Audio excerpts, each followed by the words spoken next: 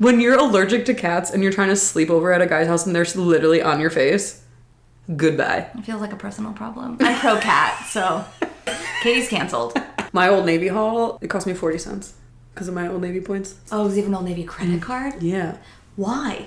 Because I can buy 4 pants and 4 pairs of shirts for 40 cents. You! It's Old Navy. Should we get started? Yeah. Let's do it. Welcome to Talk Petty to Me.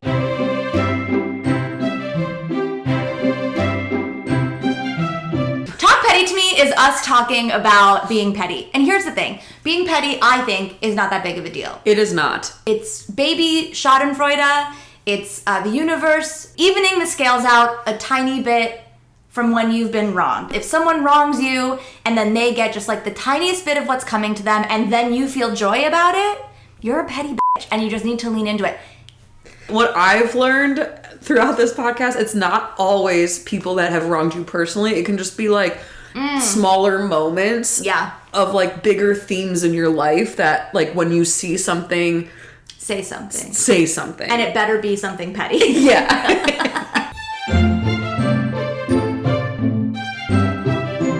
This week, I saw, probably for the first time ever, a BMW pulled over, getting a ticket. And there was a probably like mid-50s white guy with like a business guy driving.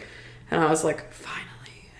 You felt retribution. I did, for like one white man in a BMW. Get him for doing whatever he was doing. Yeah. And it made me so happy. The last time I pulled over on the side of the freeway was to rage text someone who had betrayed me. Is that the same thing? I pulled over on the freeway in the emergency lane, shot off a bunch of angry texts, and then re-emerged onto the freeway. It was such a shiny car. And it was like just clean. It looked like it had just been waxed. He was racing home so it didn't get dirty. Yeah. Yeah. He wanted to go so fast that the dust just went past him. People in my class, when they turned 16, got like brand new BMWs and Mustangs. Oh, yeah. And I just remember like me and my brother driving in our like hand-me-down like Grand Prix that would break down all the time and be like, we're gonna get there, you know. And cars really set you off. It's like a really big trigger for you. It really bothers me. Yeah. If I were to win the lottery tomorrow, what would you do? I would not buy a new fancy car. You might. No, I would buy a new car. I do. I would buy a sensible, probably a hybrid, middle of the road car that'll last me another 15 years. I would get a Toyota Prime. What's a Prime?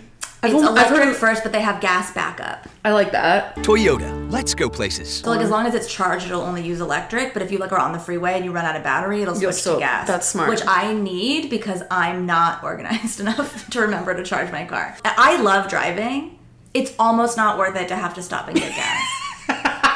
I'm serious. It's inconvenient, it's dirty, it takes forever. It's always when I'm like late going somewhere. It's like an errand that is endless. If I had an assistant, I would pay them to fill my car with gas. Really? I mean, I'll do it for you. I don't have money to pay you to get gas. I'll do it for you anyways. Okay. I'll take it to Costco and get you $1 less on every gallon. I love it. But I go in the middle of the day. Bro, the other day, okay, so my light was on. I waited, obviously, 3 car rides to fill up with gas because I will wait until it's dire because God forbid. Because you hate it so much. If I'm at a quarter tank, I'm like, there's still time. I'm not going to get gas before I need to. Anyway, I was late. I needed gas. I went to pull. There's a gas station right by my apartment. I went to pull in, and in the driveway was a man. Like, not at the bus stop that's on the sidewalk. He was standing in the driveway. And I had my blinker on, and he stared at me, and I stared at him. And I motioned, like, can I get in there? And he literally was just like, and I was like, okay, he's going to kill me. So I rolled up because there's a second driveway and he started walking. Shut up. And I was like, well, obviously I'm not going to get gas here because even if I pull this is the beginning of my murder. He's going to kill me. So then I had to go down the street to the other gas station that was like 50 cents more a gas. So I filled up $20, which was just enough to get where I was going home. That's all you can do at that point. As if getting gas isn't bad. And also I hate people like approach you at the gas station. That happened to me and Sammy. I am a woman. I am alone. Do not approach me at the gas pump. I can't go anywhere. And And if you want something from me, this is not the way to do it. I think I like the shake. It's so real. Maggie Rogers recently released an album, her new album, and I really like it. One of her first singles that she dropped was called So Sick of Dreaming. I was listening to it and I was like, God, this is like so good, and I feel like I relate to it so much. And then like it's like 2.5 minutes in, and then all of a sudden it kind of like it just goes into instrumental for a second, and then she starts talking and she's like, so I'm at the bar and he calls me with 15 minutes to the reservation time and cancels because he has tickets to the Knicks game. So someone canceled on Maggie Rogers, a date with Maggie Rogers, 15 minutes before the date because he got tickets to the Knicks game. And she was like, so I called my friends, I like took the steak to go, and then The steak to go. Hilarious. Yeah, smart. And then she goes, and the best part, and she laughs, the Knicks lost. And I was like, I heard it and I was like, this for sure happened to her. Yeah. And I looked it up. 2 or 3 articles are like, that's what happened to me. So she wrote a song about it and called him out on her new album. And amazing. And it's all about how she's so sick of like dreaming about finding somebody. Yeah. Because they're all garbage. I just love that she put in the song like the Knicks lost. I love that she put the Knicks lost sent me over the edge. That was my so that was like that was when I was like, I have to research this. Yeah. And it doesn't need an explanation. We all know that feeling of like you canceled tickets before the date and then your team lost. Yeah. Like you. Yeah. Yeah. You're the basketball team lost, you fucking loser. Yeah, you should have had steak with me. Exactly. Yeah. Exactly. I love that. I love it so much. I wish she gave more details of what happened at the game. Like, I want to know. No.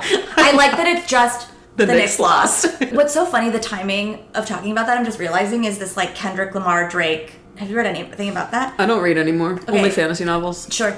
There are diss tracks being released back and forth between Kendrick and Drake, and they're good, and That's people such a funny way to fight. Obsessed. It's incredible. I'm so mad at you.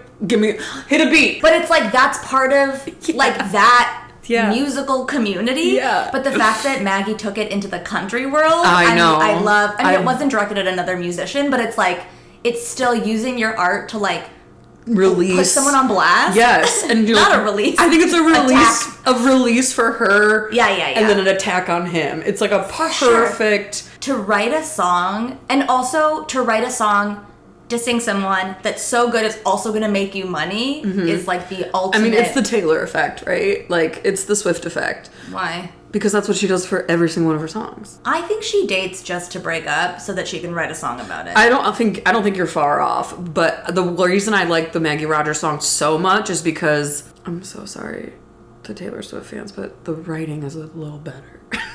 The lyrics aren't like, we went on a date and we were supposed to go on a date and then he didn't show up and the Knicks lost. You know, like it's like a song. You're very talented. It's like a song. Yeah. But I like that she stopped to have like a rap verse. I'm so sorry. I'm going to get... Why are you sorry? The Swifties, they're going to be so mad. Oh, they attacked me. They already hate me, so... Okay.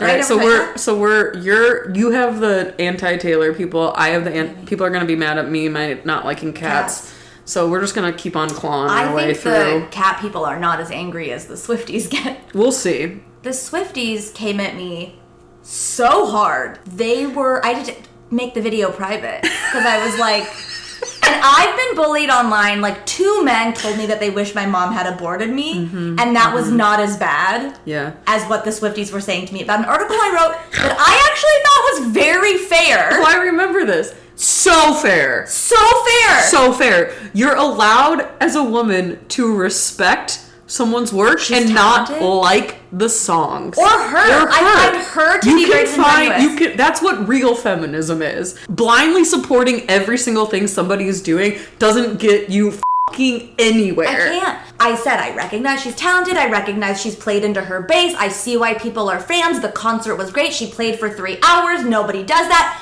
I can't stand the woman. I think she's disingenuous, and they lost it. It was like 1,500 words of praise and like 3 sentences of me being like, I think she's performative. And they were like, it's a show. What were you expecting? And I was like, I don't mean her performance on stage. I mean, they just don't know. They don't know the definition of performative. Yeah. I said something like it seemed really put on, and someone went, "Oh, put on," because she was putting on a show, and I was like, "No." Oh, this is where with the whole TikTok ban, I'm like, maybe we should. Maybe we've taken free speech too far. Everyone thinks their opinion matters too much and is also fact. So that's the problem. Opinion by definition is not a fact. Correct. That's how that's a different word. I was listening to a podcast about it, like kind of like dissecting it and what the legal battle could be about the TikTok ban. And one of the points that I thought didn't even think about or know was that we've had laws in place that foreign countries cannot invest or do business with massive media outlets for decades. Like you have to like go through a whole thing to invest in a news outlet. We'll take investment. Now that TikTok is and social media is essentially a news channel. Yeah. That's where they're big. That's where like some of that is coming from. And I was like, that actually makes sense to me. Why would we let a foreign country do business in or run this if we don't do that on like massive media outlets everywhere else? That's very interesting, actually. I thought so too. Yeah. Maybe more people should just do some more research and think about things more strategically and analytically before getting all mad. On that note, see you next time.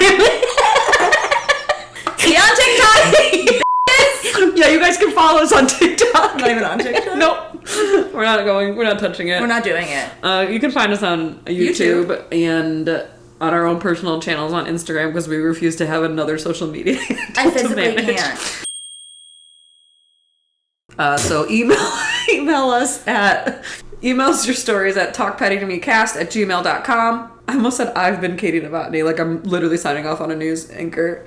I've been Katie Novotny. Oh, we didn't introduce each other. We'll do it now. This is Katie Novotny. And this is JB Bliss. I've been JB Bliss.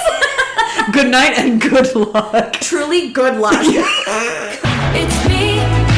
Hi, I'm the problem, it's me. Luck. Good luck out there.